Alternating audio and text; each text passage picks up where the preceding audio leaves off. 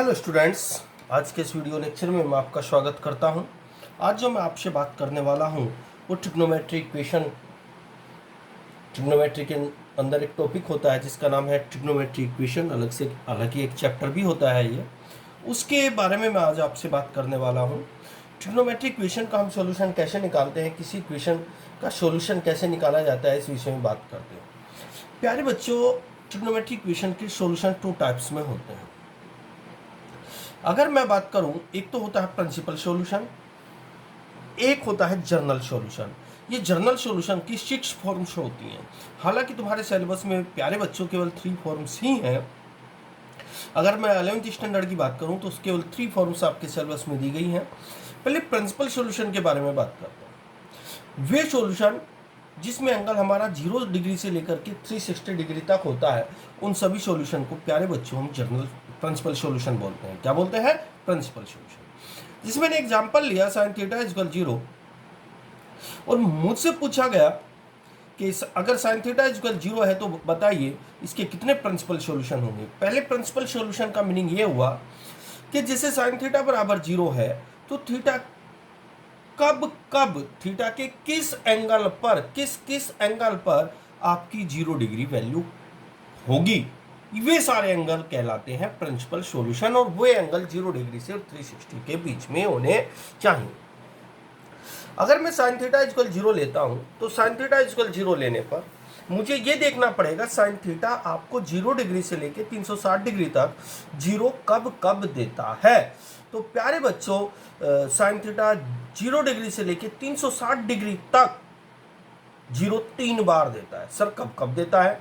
एक तो sin 0 की वैल्यू 0 होती है, sin 180 वैल्यू की वैल्यू भी 0 होती है और sin 360 की वैल्यू भी 0 होती है। अगर sin थीटा बराबर 0 लिया जाए तो इसके 3 सॉल्यूशन होंगे, एक 0 डिग्री, 180 डिग्री, 360 डिग्री। यानी कि प्रिंसिपल सॉल्यूशन वे सॉल्यूशन होते हैं जिसमें हमारा एंगल 0 डिग्री से लेकर के और 360 डिग्री के बीच में होता है। उन सॉल्यूशन को हम लोग प्रिंसिपल सॉल्यूशन कहते हैं।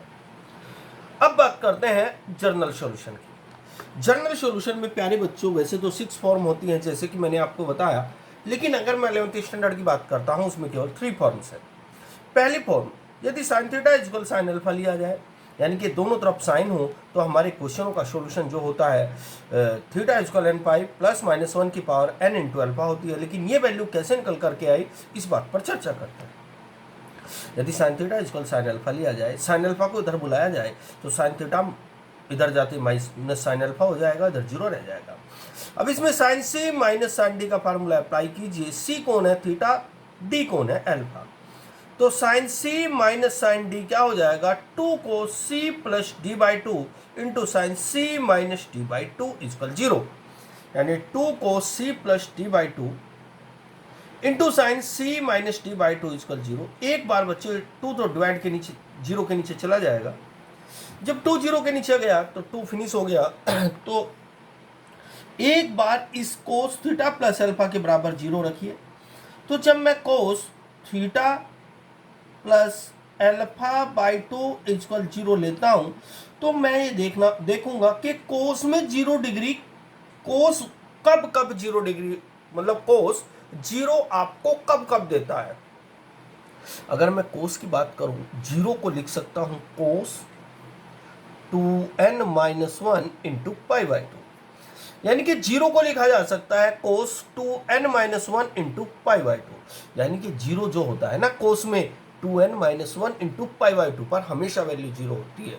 यानी कि अगर मैं बात करूं कोस के डोमेन में, कोस के डोमेन में 0 है ना, इन्फिनिटी बार आती है, इतनी बार आती है कि आप कभी काउंट भी नहीं कर सकते। तो कुल मिला के जब कोस के बराबर 0 आ जाए तो इस 0 को लिखा जा सकता है कोस 2n माइनस 1 इंटू पाई। अब कोस से कोस कैंसिल आउट हो जाएगा, theta plus alpha by 2 equal 2n minus 1 into pi by 2, जो मैंने यहाँ लिखा है। Theta plus alpha by 2 equal 2n minus 1 into pi by 2, 2 से 2 cancel out, theta plus alpha equal 2n minus 1 into pi. अब theta equal alpha मेरा इधर चला जाएगा जो कि माइनस हो जाएगा। इसको मैंने क्वेश्चन नंबर 1 मान लिया। अब प्यारे बच्चों, sine theta minus alpha by 2 equal 0 लेंगे। अब जब sine theta minus alpha by 2 बराबर 0 लिया जाएगा, यहां लिख करके दिखा रहा हूं sine theta minus alpha by 2 equal 0, तो sine theta minus alpha by 2, zero का मतलब होता है साइन एन पाई। क्या बताया मैंने आपको, जीरो का मीनिंग होता है साइन एन पाई। साइन से साइन कैंसिल आउट हो जाएगा, तो theta minus alpha by 2 equal n pi. अब यहाँ 2 इधर चला जाएगा 2n पाई, तो थीटा इक्वल आ जाएगा 2n pi plus alpha, equation number 2। अब हम इक्वेशन नंबर 1 और 2 को एक साथ देखेंगे। थीटा इसमें, थीटा इसमें, 2n माइनस 1, 2n तो इवन नंबर है और 2n माइनस 1 एक ओड नंबर है। और इस दुनिया में दो ही प्रकार के नंबर होते हैं, इवन नंबर और ओड नंबर। तो मेरे इक्वेशन नंबर 1 में तो ओड है पाई के साथ, और इक्वेशन नंबर 2 में इवन है। तो इवन और ओड को अगर मैं एक साथ लिखना चाहता हूं तो मैं यहाँ n लिख दूंगा, क्योंकि n में इवन भी आता है और ओड भी आता है। तो थीटा इसमें, थीटा इसमें, तो थीटा यहाँ, पाई इसमें, पाई इसमें, पाई इक्वेशन नंबर 1 में, पाई इक्वेशन नंबर 2 में, तो पाई आ जाएगी। ये ओड है, ये इवन है, तो दोनों को मैच्योर करके मैं n लिख दूंगा। अल्फा इसमें, अल्फा इसमें, लेकिन इसमें माइनस का अल्फा, इसमें प्लस का अल्फा। माइनस और प्लस के अल्फा को एडजस्ट करने के लिए मैं यहाँ -1 की पावर n लिख दूंगा, अल्फा एज इट इज। यानी कि यहाँ -1, यहाँ प्लस, यहाँ माइनस है, यहाँ प्लस है, तो -1 की पावर n।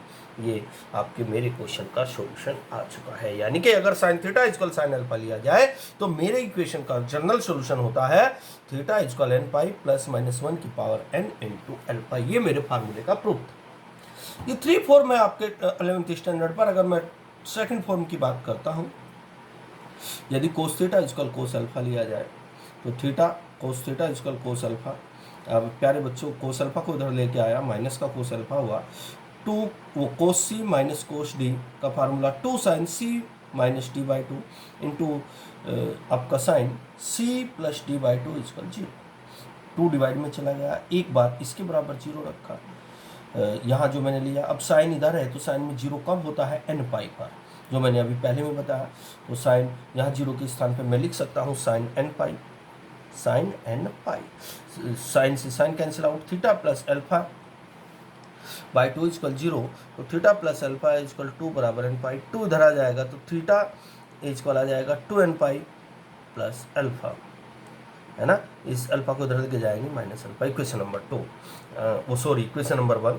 अब मैं सेकंड के इक्वल 0 रखूँगा, साइन, फिर वही साइन में वैल्यू 0 कब होती है, n पाई की। तो theta minus alpha by 2 equal n pi, 2 इधर आ जाएगा 2n pi, theta equal 2n pi plus alpha. इसमें माइनस आया है, इसमें प्लस आया है। अगर मैं दोनों को एडजस्ट करके लिखूं, इसमें माइनस है, इसमें प्लस, तो मेरा आंसर बन जाएगा theta equal 2n pi plus minus alpha. Second form भी मैं आपको समझा चुका हूँ। अब मैं बात करता हूँ थर्ड फॉर्म के बारे में, जो कि मैंने उधर समझाई है, वही बात यहाँ लिखी हुई है बच्चों। अगर मैं थर्ड के बारे में बात करूँ, थर्ड में टेन थीटा इक्वल अगर टेन अल्फा लिखा हुआ है और इसका मुझे जनरल सॉल्यूशन निकालना है बच्चों, तो इसका हम जनरल सॉल्यूशन कैसे निकालेंगे। सबसे पहले ये बात क्लियर कर दूँ, यदि tan theta equal tan alpha है तो जनरल सॉल्यूशन होता है थीटा इक्वल n पाई प्लस अल्फा। अब मैं क्या करूँगा, ये फार्मूला कैसे बना है इस बारे पे विचार करूँगा। सबसे पहले टेन को तोड़ा, साइन अपॉन कोस, यहाँ टेन को तोड़ा, साइन अपॉन कोस, इधर दोनों का इसको इधर बुलाया, एलसीएम लिया तो मुझे लाइन मिल जाएगी। अब इसके नीचे मैंने ज्यूम किया, इसकी मल्टीप्लाई इधर, इसकी मल्टीप्लाई इधर, तो इधर फार्मूला बन जाएगा साइन ए कोस बी माइनस कोस ए साइन बी, साइन ए माइनस बी। ये इधर चला जाएगा जो कि 0 हो चुका है, तो sine theta minus alpha equal 0, वही पुरानी कहानी, sine theta minus alpha equal 0, 0 को लिख सकता हूँ साइन एन पाई, तो theta minus alpha equal n pi, alpha इधर चला गया तो theta equal n pi plus alpha. Actually इस सारे के बराबर हम यहाँ एन पाई कैसे लिखते हैं, ये सारी की सारी बातें तब समझ में आती हैं बच्चों जब आप साइन का ग्राफ पढ़ोगे। ये बात ग्राफ में लिखी हुई होती है, ग्राफ से हमको अच्छे से समझ में आती है। हालांकि अगर आप कहोगे तो मैं ग्राफिक सिस्टम भी आपको समझा दूंगा। तो यहाँ से आगे करने के लिए इस अल्फा को इधर भेजा, तो theta equal n pi plus alpha, यही मुझे प्रूफ करना था। इस तरह ये 3 फॉर्म है आपके सिलेबस में। प्यारे बच्चों में तीनों के तीनों फॉर्म आपके प्रूफ वीडियो लेक्चर के माध्यम से समझा चुका हूँ। अब आपको फेयर कॉपी में इसको अपनी करना है। Okay students, bye.